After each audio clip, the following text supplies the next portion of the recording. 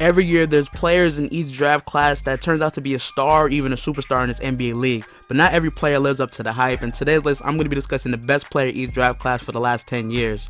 I'm going to start at the 2007 and end with the 2017 class, as it's too early to discuss who's the best player in the 2018 NBA draft. Let me know in the comment section if you disagree with any of these selections. Smack that like button if you enjoyed this video, and hit that sub button to keep up with my videos.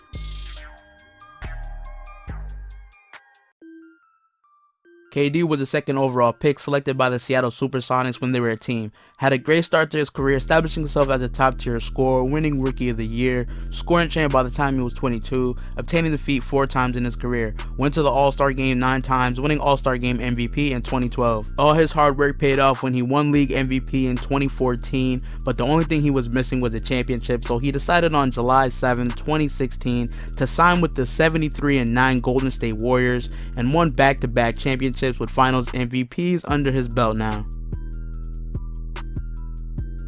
In 2008, the OKC Thunder drafted Russell Westbrook with the 4th overall pick, and it's crazy how OKC drafted 3 players that are arguably in the top 5 in the NBA today. But Westbrook had a solid start to his rookie year, but he didn't win Rookie of the Year because, you know, Derrick Rose is in the draft class too, and he was a monster before all the injuries. But he was first team All-Rookie, improving every year, making the NBA All-Team by his 3rd year. 7-time All-Star, winning the All-Star Game MVP twice in 2015 and 2016, scoring champ, league MVP, with his crazy triple doubles we've never seen before, which is crazy. Last season he led the league in assists and averaged a triple double 2 years in a row, but the question is, will Russell Westbrook ever win a championship?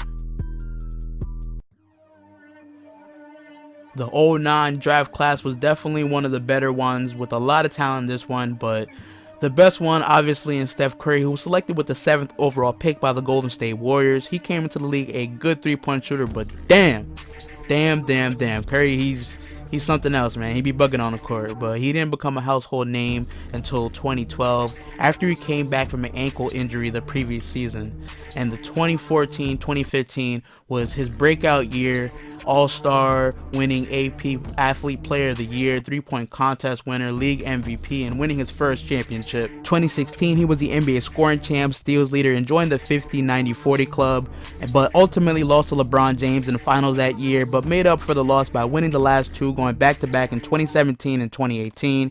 Easily the best 3-point shooter ever.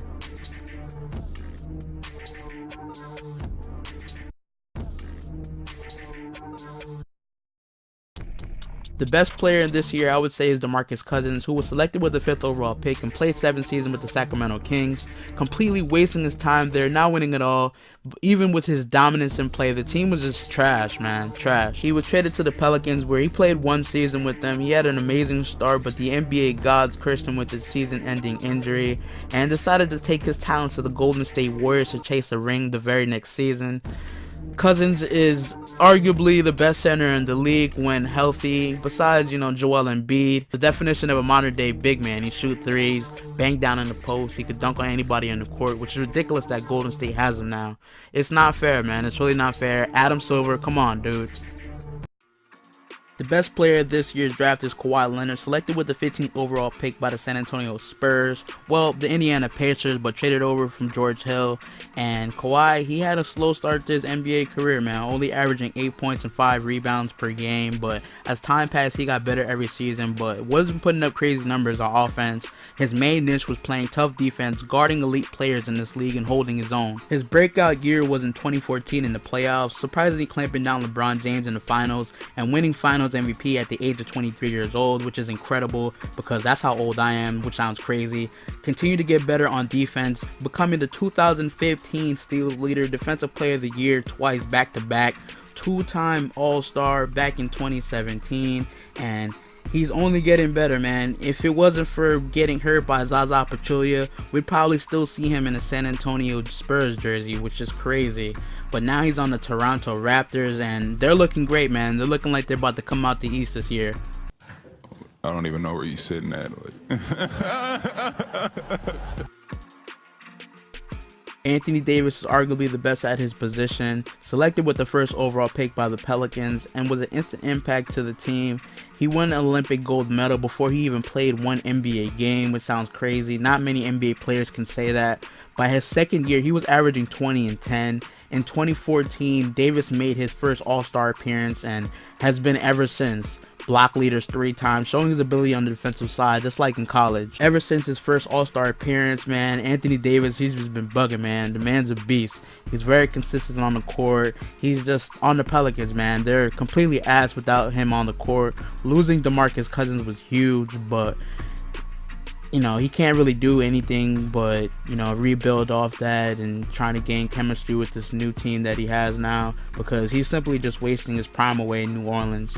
In 2017, he won the All-Star Game MVP, dropping a cool 52 points amongst his peers. We all know Anthony Davis is a monster. He's going to be a monster for years to come. He just needs to stay healthy, but how long can he stay being on this Pelicans team?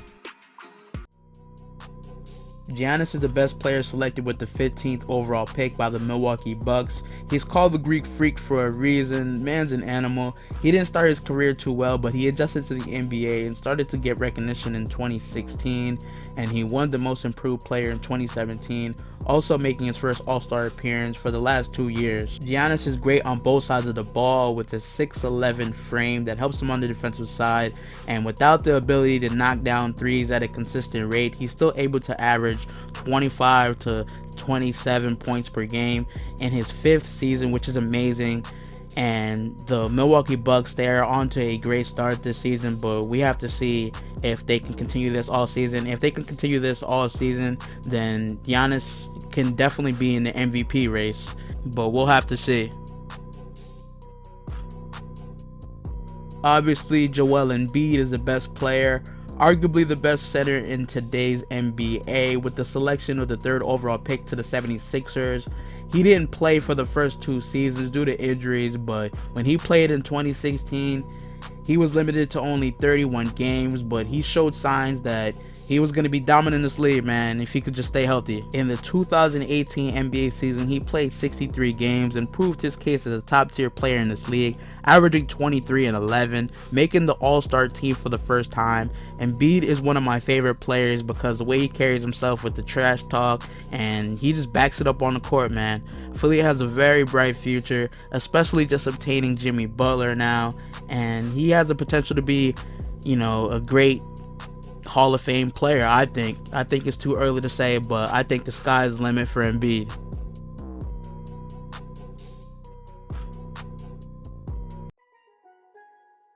Karl-Anthony Towns was selected with the first overall pick to the Minnesota Timberwolves and was an instant impact to the team, receiving mentor advice from Hall of Famer KG before he retired, helping him win Rookie of the Year and having a better year the next year, averaging 25 and 12.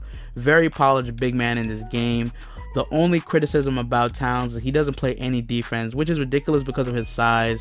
He could be a legit lethal defender. With the addition of Jimmy Butler, his numbers ultimately went down, but that was still good enough to make his first All-Star appearance, which was well deserved. But as far as the team goes, now that he's the number 1 option, it's really now in question to see if he could carry the load with Andrew Wiggins, who aren't looking too well right now, but they're still young and it's still early in the season, so it's too early to say for real what's gonna happen with the Timberwolves, but it's not looking good right now. The sky is the limit for all 3 of these players, but I gotta give it to Ben Simmons, the 2018 Rookie of the Year. Won this award because he didn't play his first year due to an injury, but he didn't disappoint in his return, man. I've been following Ben Simmons since he was 15 years old, sophomore in high school. He got hella hype coming out of LSU. His game resembles LeBron and Magic Johnson. His ability to take over games, scoring, grabbing rebounds, and putting his teammates in the right positions to score. The only downfall of Ben Simmons I have is he doesn't shoot threes at all. I don't think he's attempted one yet, and he needs to get better at the free throw line. But besides that, I think he's a great player in this league. He's still young as hell, and averaging 16, 8, and 8 his first year was amazing to see, with all the criticism that comes with his name. I think he's a future legend in the making, and I expected him to make the All-Star team last year, but I expect it this year.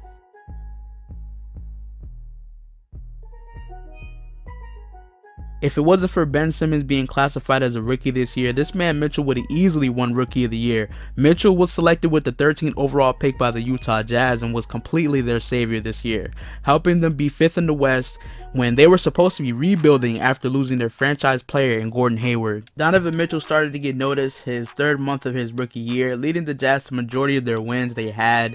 He averaged 20 points per game his first year, which is very rare to see a rookie do that, and especially out of the top 5 picks. Not only did he have a great rookie season, but he proved that he was an elite player in the playoffs, averaging 25, 6, and 4, and helping the Jazz defeat the OKC Thunder. And oh yeah, this kid got crazy bounce.